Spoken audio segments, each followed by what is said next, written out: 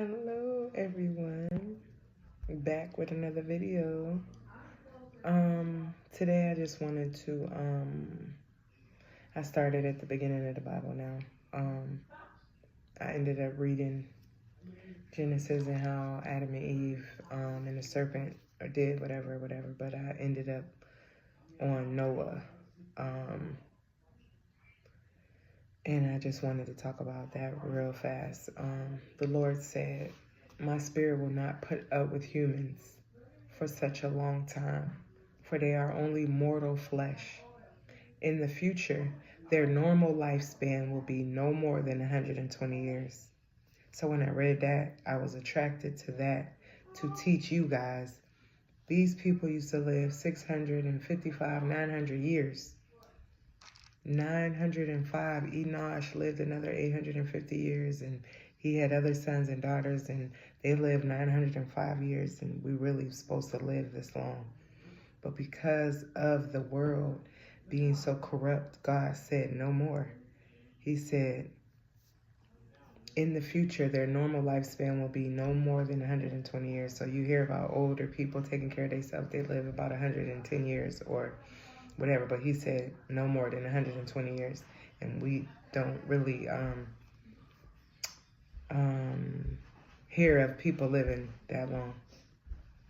So the Lord observed the extent of human wickedness on the earth, and he saw that everything they thought or imagined was consistently and totally evil. So the Lord was sorry he had ever made them and put them on the earth. It broke his heart, and the Lord said, I will wipe this human race I have created from the face of the earth. Yes, and I will destroy every living thing, all the people, the large animals, the small animals that scurry along the ground, and even the birds of the sky. I am sorry I ever made them. But Noah had found favor with the Lord. That's why when we say I'm favored, you're favored. Some people are favored by the Lord. And Noah was a righteous man, the only blameless person living on earth at the time. And he walked in close fellowship with God. So now God saw that the earth had become corrupt and was filled with violence. God observed all the corruption in the world, for everyone on earth was corrupt. So God said to Noah, I have decided to destroy all living creatures, for they have filled the earth with violence. Yes, I will wipe them all out along with the earth. I said, wow. And that's why I wanted to come on here and talk about it. Wow. He told Noah, build a large boat from cypress wood and waterproof it with tar inside and out. Then construct decks and stalls throughout its interior. Make the boat 450 feet long, 75 feet wide, and 45 feet high. Leave an 18-inch opening below the roof all the way around the boat, but the door on the side, and build 3 decks in the side of the boat, lower, middle, and upper. Look, I am about to cover the earth with a flood that will destroy every living thing that breathes. Everything on earth will die, but I will confirm my covenant with you. So enter the boat, you and your wife and your sons and their wives. Bring a pair of every kind of animal, a male and a female, into the boat with you to keep them alive during the flood. Pairs of every kind of bird and every kind of animal and every kind of small animal that scurries along the ground will come to you to be kept alive. And be sure to take on board enough food for your family and for all of the animals. So Noah did everything exactly as God had commanded him. When everything was ready, the Lord said to Noah, go into the boat with all of your family, for among all the people of the earth, I can see that you alone are righteous. Take with you 7 pairs, male and female, of each animal I have approved for eating and for sacrifice. And take 1 pair of each of the others. Also take 7 pairs of every kind of the bird. There must be a male and a female in each pair to ensure that all life will survive on the earth after the flood. 7 days from now I will make the rains pour down on the earth, and it will rain for 40 days and 40 nights, until I have wiped from the earth all of the living things I have created. So Noah did everything as the Lord commanded him. Noah was 600 years old when the flood covered the earth.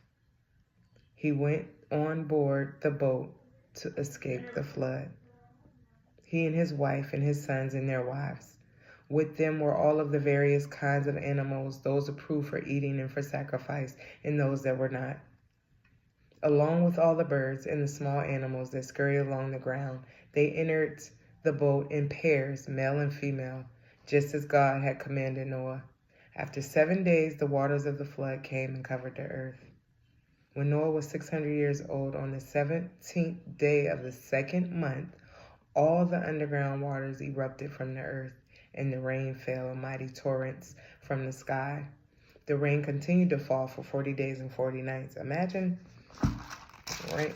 rain 40 days, 40 nights, just raining, raining, raining. Even sometimes it'll rain and we go through the puddles and it'd be a lot. So imagine it just continuing to rain, because he knew that's what was going to wipe out the world. Crazy. So that very day, Noah had gone into the boat with his wife and his sons, Shem, Ham, and Japheth, and all their wives. With them in the boat were pairs of every kind of animal, domestic and wild, large and small, along with the birds of every kind. 2 by 2 they came into the boat, representing every living thing that breathes. A male and female of each kind entered, just as God had commanded Noah. Then the Lord closed the door behind them. For 40 days the floodwaters grew deeper, covering the ground and lifting the boat high. So I know y'all remember seeing that boat on the water, just that Noah built, the boat with all of the living things on the boat. Crazy. That was crazy. But God was tired. That's why they say the end of times is coming again. He's tired of people not getting it, people not figuring it out, and not living by his command and doing what he said do. But we choose to live in sin. We choose to live violently and just corrupt, and not figuring out how to live with God in that way. So as the waters rose higher and higher above the ground, the boat flooded. The boat floated safely on the surface. Finally, the water covered even the highest mountains on the earth, rising more than 22 feet above the highest peaks. All the living things on earth died. Birds, domestic animals, wild animals, small animals that scurry along the ground, and all the people. Everything that breathed and lived on dry land died. God wiped out everything, every living thing on earth. People, livestock, small animals that scurry along the ground, and the birds of the sky, all were destroyed. The only people who survived were Noah and those with him in the boat. And the flood waters covered the earth for 150 days. Crazy. Crazy. He was tired. I wrote that down because I wanted to. His spirit was tired. He didn't want to put up with humans for such a long time. And that's why we only now live only 100 up to 120 years. Back in the day, people lived all, like I said, I just want to keep saying it because I'm hoping y'all get it. We used to live, well, they used to live years and years. I'm reading the Bible. He keeps saying all these kids, all this 905 years. He lived 670 years, 700 years. That's a long time to live because he wanted us to live forever. But to see how people are living and living the way they are, it's his heart hurt. His spirit was tired. So he decided to flood the world and save what he saved, to try to recreate and try to do it all over again, to try to see if, but now that I'm living in this world, I think he might need to come and do it again. I guess. But wow, that's why the Bible is so interesting with its stories, and that's why he wants us to read and pray and all this stuff. So I'm excited to read these stories and to share them with you. Not that you're not going to read them yourself, but I suggest that you go read them yourself so you can feel and understand the way you understand, you know what I'm saying? But this is it. So the flood recedes, but God remembered Noah and all the world, animals and livestock with him in the boat. He sent a wind to blow across the earth, and the flood waters began to recede. The underground waters stopped flowing, and the torrential rains from the sky were stopped. So the flood waters gradually receded from the earth. After 150 days, exactly 5 months from the time the flood began, the boat came to rest on the mountains of Ararat. I don't know how to say that word. Ararat. Ararat. 2.5 months later, as the waters continued to go down, other mountain peaks became visible. After another 40 days, Noah opened the window he had made in the boat and released the raven. The bird flew back and forth until the floodwaters on the earth had dried up. He also released a dove to see if the water had receded and it could find dry ground. But the dove could find no place to land because the water still covered the ground. So it returned to the boat, and Noah held out his hand and drew the dove back inside. After waiting another 7 days, Noah released the dove again. This time the dove returned to him in the evening with a fresh olive leaf in its beak. Then Noah knew that the floodwaters were almost gone. He waited another 7 days and then released the dove again. This time it did not come back. Noah was now 601 years old. On the first day of the new year, 10.5 months after the flood began, the floodwaters had almost dried up from the earth. Noah lifted back the covering of the boat and saw that the surface of the ground was drying. 2 more months went by, and at last the earth was dry. Wow. Then God said to Noah, "Leave the boat, all of you."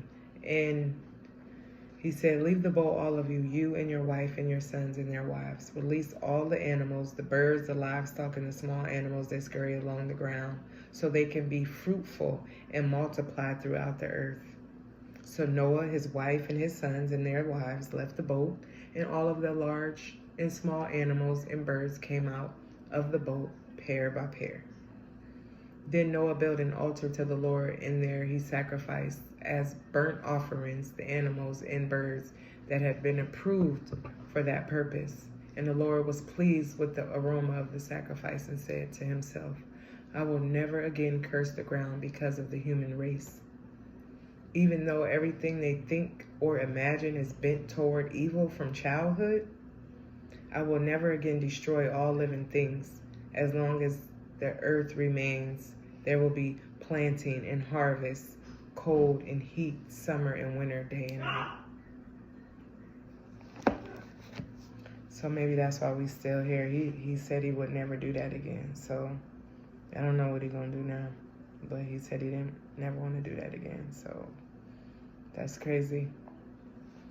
Then God blessed Noah and his sons and told them, "Be fruitful and multiply, fill the earth, all the animals of the earth, all the birds of the sky, all the small animals that scurry along the ground, and the fish in the sea will look on you with fear and terror. I have placed them in your power. I have given them to you for food, just as I have given you grain and vegetables. But you must never eat any meat that still has the life blood in it." In the Bible, fruits, vegetables, fish, that's what I eat now. I don't eat meat. Fruits, vegetables, fish. "And I will require the blood of anyone who takes another person's life. If a wild animal kills a person, it must die, and anyone who murders a fellow human must die. If anyone takes a human life, that person's life will also be taken by human hands. For God made human beings in his own image. Now be fruitful and multiply and repopulate the earth. That's why thou shalt not kill.